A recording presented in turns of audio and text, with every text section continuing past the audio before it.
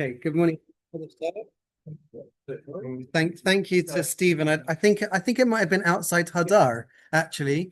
He cornered me a little while ago saying, can we book him for February half term? So it's always lovely to be here and nice to be among friends, and a beautiful way to start the day with some Torah learning and some beautiful tefillah in the morning. So as Rav Avi said this morning, and we are now in the month of, or approaching the month of Adar, at least on Rosh Chodesh Adar. And we know Chazal tell us Mishenichnas Adar Marbin B'Simcha, that once we get to the month of Adar, we're supposed to increase our joy. And there are some halachic kind of ramifications to that, of activities we're supposed to try and engage in and things that we're not to. But essentially, when we're told that in the month of Adar we're supposed to be increasing our levels of Simcha, it seems to be a bit of a difficult thing, because that seems to be, irrespective of what is going on in one's personal life and what's happening in the world, it gets to that point in the calendar, you turn over the calendar to this month and you're supposed to be happy, which is not always so easy. And conversely, we're told in Av that when we get to the month of Av, we're supposed to be less happy. And how exactly does this work? So if you look at the Rashi in his commentary on that piece of the Talmud where it tells us to increase our joy in the month of Adar, he tells us perhaps something that we would not expect, to know what is the reason for the increased levels of joy. And that might help us answer this question of how we're supposed to fill those levels of joy in the month of Adar. And he tells us because the Adar, we're entering into the month of Adar and following it in the month of Nisan, and they are Yemei Geula, they are days of redemption for the Jewish people. And therefore, because of that, one should feel an increased level of simcha. In fact, the Gemara in Rosh Hashanah tells us, that the Jewish people will eventually will be redeemed in the month of Nisan. That the energy and the potential of Mashiach is particularly potent in the month of Nisan. So therefore, we can see that it's not a simcha in terms of feeling happy and joyous just about our life in general, but it's a simcha that comes from an increased level of emunah and connection with Hashem, that no matter what we are experiencing on a national, communal, or a personal level, that the ability for Hashem to save, help, support us through those challenges is particularly expressed and manifest in these days.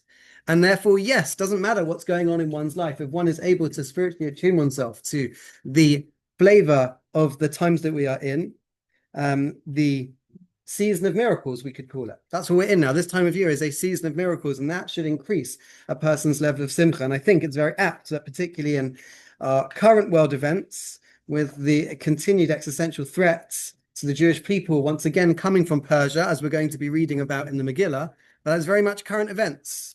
And what happens next on a world stage, on a political stage, we don't know. But we will be saying the bracha shortly in a couple of weeks of Sha'as Nisim L'Avisenu Bayamim Hahem, that Hashem did miracles for the Jewish people in those days, and we hope very much that it will also be Bazman Hazeh. We will see those atmosphere of miracles also for the Jewish people in today, and perhaps that, focusing on that idea, will help us express and feel the simcha that we're supposed to. The Megillah itself, Megillah Esther, is a prototype for an expression of the experience of the Jewish people in Galus. It exists after a period of open miracles, after a period of open prophecy. Famously, we know that the Megillah does not contain openly the Shem of Hashem, the name of Hashem, at any point in it. And yet, we're told that that is an expression of the miraculous salvation of the Jewish people. So much so that Mordechai and Esther said that there was a mitzvah to read that story in every generation. Now, there have been many situations where the Jewish people have faced threats, and through one way or another, they've escaped those threats. But this one in particular was this first event of the Jewish people without open miracles, but yet Hashem helped them throughout those times. And therefore, it's a particularly powerful experience of reading the Megillah. And we have, over the next couple of weeks, an opportunity to familiarize ourselves with the story of the Megillah, to notice the details in the Megillah. So when we come to hear the Megillah here in shul in the night and in the daytime, it can be meaningful for us. And it's an experience of not just a story, but something which is very much what the Megillah, in fact, describes as an igeres, a letter. It's a letter because that's what it is. On a basic level, it recalls the story, but it's a letter to us of this is what it means to be a Jew in exile, that you may not see Hashem openly, but you can see Hashem's hidden hand guiding the events of history to protect and look after the Jewish people. And that's why we're told, the Mishnah tells us, someone, if you read the Megillah, lemafreya literally means out of order. So if you'd start for some reason at the last chapter and then go back to the beginning, you've not fulfilled your obligation because you've not told the story properly. The Chasam Sofer says, though, there's another way of understanding that Mishnah on an additional level. If you read the Megillah as something which is lemafreya, something that happened retrospectively, it's just a historical event, lo yatzu, you've not fulfilled your obligation in understanding really what the Megillah is about. It's not just a story about what happened back when to the Jews in ancient Persia. It's also what's happening to us now, of the Jewish people perhaps facing threats and Hashem guiding world events to look after his chosen nation. And for this reason, we know there's the halacha that when listening to the Megillah in shul, it needs a lot of concentration. One is supposed to hear every word of the Megillah, and whether following along with a kosher Megillah or reading from within inside the Chumash with a printed version, one needs to be careful to hear every single word of the Megillah. So I thought we'll briefly share, after that introduction, the following interesting question I came across, not my own question, but one I saw, of connected with that idea. We had such fine laning this morning, whereas, sure, what is it? Over there, such laning this morning, so I'm sure this would be never a practical question here in this fine shul. But imagine the following shul. There's a busy yeshiva, and you can imagine all the festivities and excitement is going on as everyone is gathered to hear the Megillah.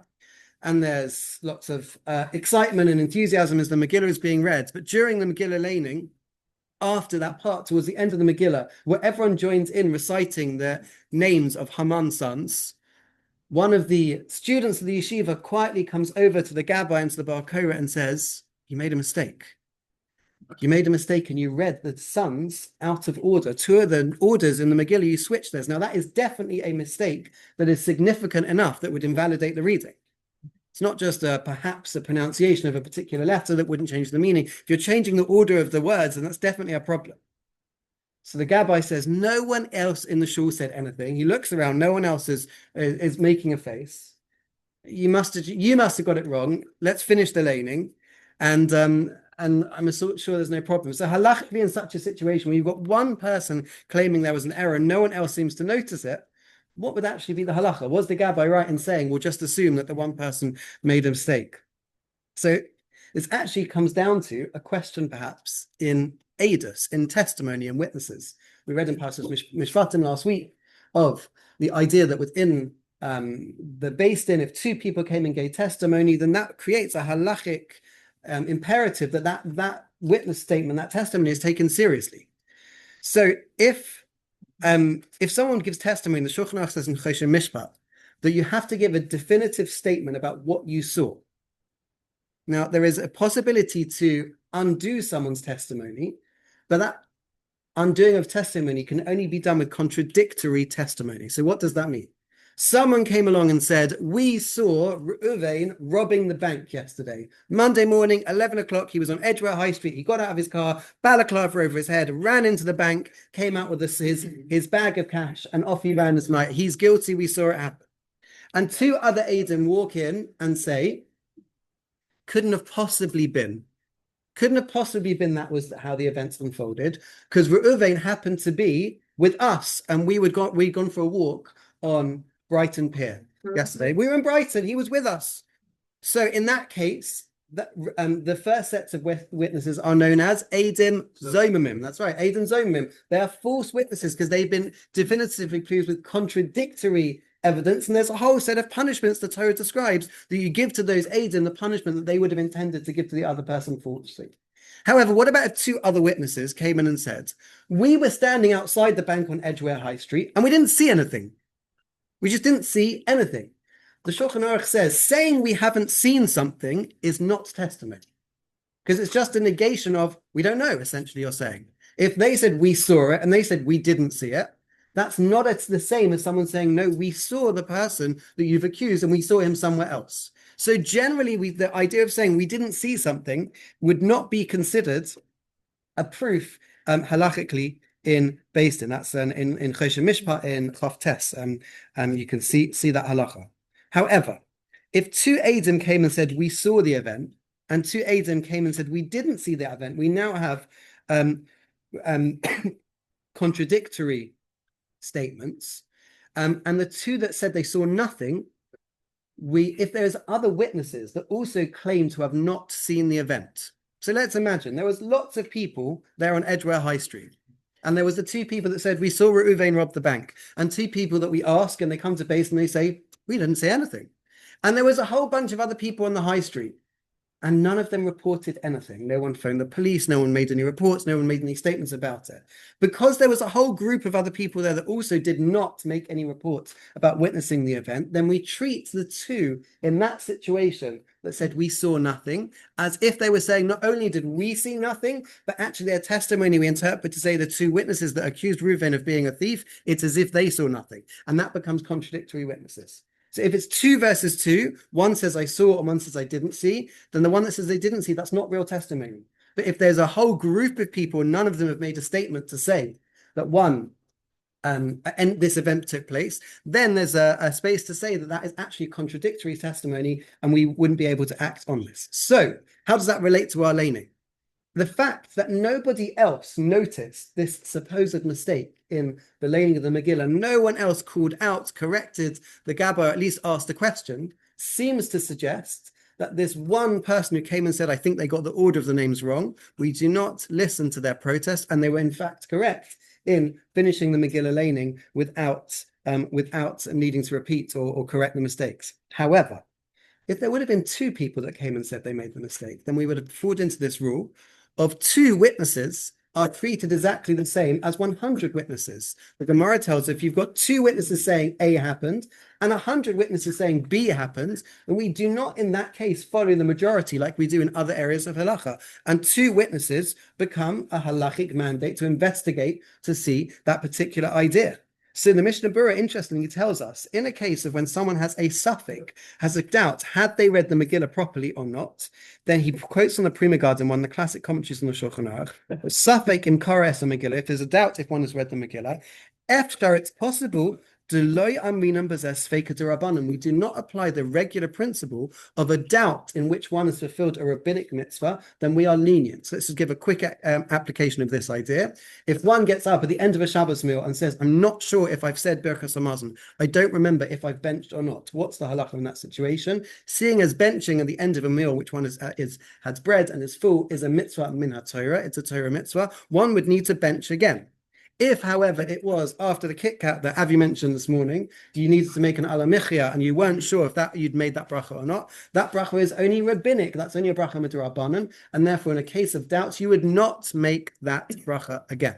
Says the Mishnah Berurah, it's possible, even though clearly Megillas Esther is not a mitzvah min ha-Torah, because it takes place after the events of the Torah, we do not apply the principle of sveika lakula, of it in a case of doubt, we would be lenient, and you would indeed need to read the Megillah again. Why? He says, because the mitzvah of reading the Megillah comes from prophet. It's not just a regular rabbinic enactment like making a bracha achrona or washing hands with tzedayim, perhaps. But it's a mitzvah midivrei Kabbalah, and therefore we would need to perhaps read the Megillah again in such a case. So let's try and get to a conclusion here. The Aderes, who is Rav Eliyahu David Rabinovitz, who was one of the chief rabbis of Yerushalayim before the states, he took this principle and applied it to a regular case of a suffix if someone had made a mistake during laning. A question, had someone made a mistake and mispronounced a word that would affect the meaning during the laning? And he said if everyone heard it and was okay and no one protested except a few people spotted the mistake, he said in that situation, you could rely on the majority. You could rely on the majority and said, if most people thought it was okay and it was only a few people thought there was an error, you could rely on the majority and not need to repeat or correct the laning. And he said, based on the Shach in Moshe Mishpat, that the rule of majority not being believed more than two witnesses is only in monetary matters. In that case, where 2 people say this person owes someone money and 100 people say we don't, then you still have to investigate to find out the truth. You can't just dismiss the 2 people because it's halachically testimony. But when it comes to Kriyas HaTorah, or in our case, listening to the Megillah, the fact that the majority of the people in the shul were following along with laning, we assume, even though it's possible that maybe they weren't listening that closely, that's enough of a basis to say that we'll assume the laning was, in fact, a good laning, and the one person that thought they spotted a mistake was perhaps in error, and they were just being overzealous in wanting to correct the laning. Either way, certainly the message we can take from this is that we should be making sure to listen to the Megillah carefully in shul, despite all of the excitement and energy and enthusiasm going on around us, making sure we hear every word, and take from the Megillah that it's an igeres, it's a letter to us thinking about Hashem's protection of the Jewish people, and which should be a time which we should truly feel and express the simcha of the month of Adar and the month of Nisan, ultimately with the redemption of the Jewish people. Good. Thank you very much to Rabbi Bennett. We'll stop the recording.